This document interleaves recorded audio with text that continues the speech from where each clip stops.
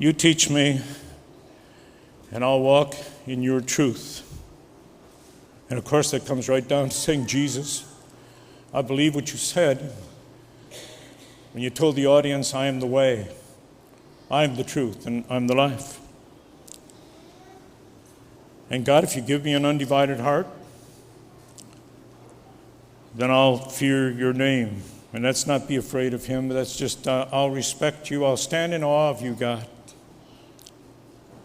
And I'll care more about what you think than I care about what people think. And my friends, give some thought to that. I just know that it's true.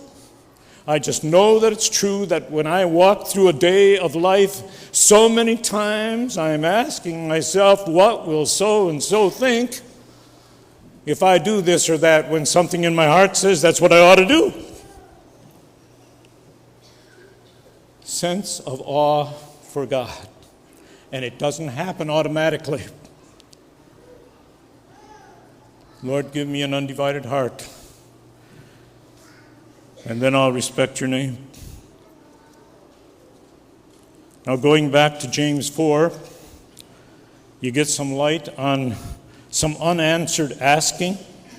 And if you're like most people, you say so many times, my prayers aren't answered. That gives some light. When you ask, you don't receive, because you ask with wrong motives, so that you may spend what you get on your pleasures. That's quite different from asking so that you can walk in the truth, or so that you can respect God. Wrong motives.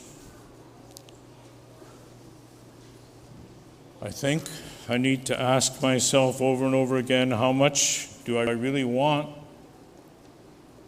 to know God's way versus my own?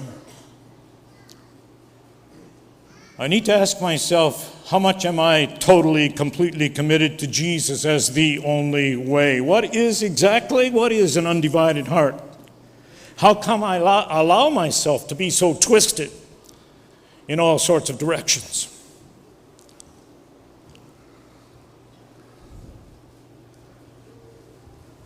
I think I easily forget, as do multitudes of people around me, that all Satan is after is some of my attention, just some.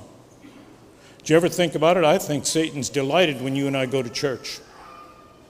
I think so.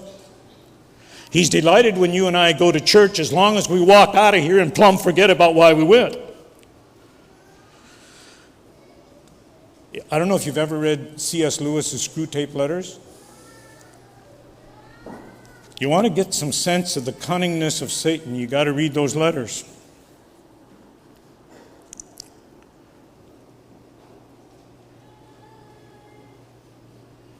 He's happy if God gets only a portion of who I am, what I do, and what I say.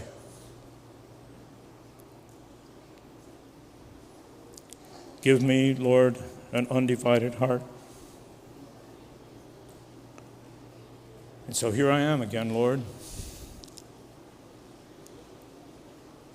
And my friends, it pleases him. It pleases him when I say that with an honestly dependent heart. Your elders and deacons, after a lot of talking together, and Pastor Greg has alluded to this a number of times already, after a lot of talking together, have decided, I think at least that's what I drew from our meeting, have decided that what our church needs more than anything else in all the world, more than any other program or anything, we need a closer touch with God.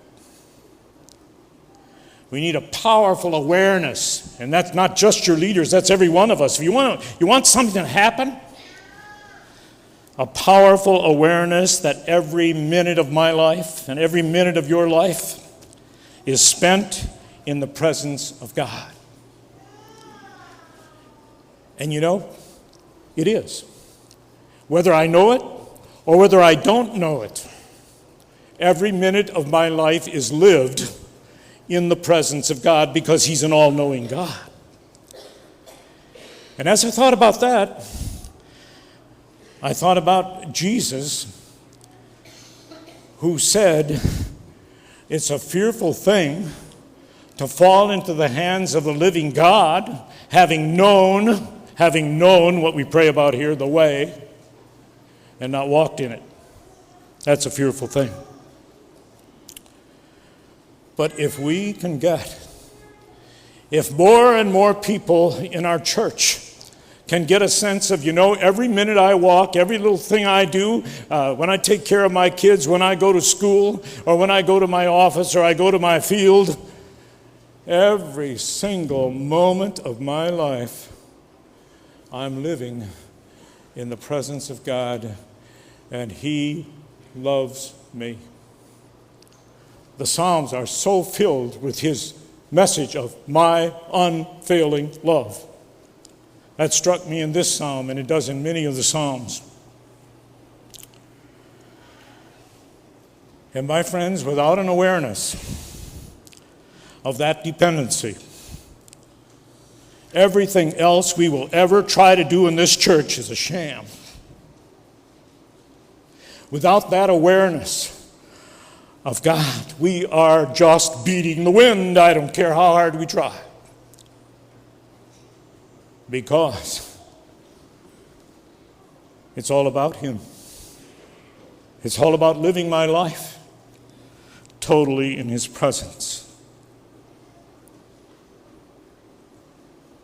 So, with the psalmist, I hope you're saying, "Hear, Lord, hear, H-E-A-R, hear, O Lord, and answer me. For I am poor and needy."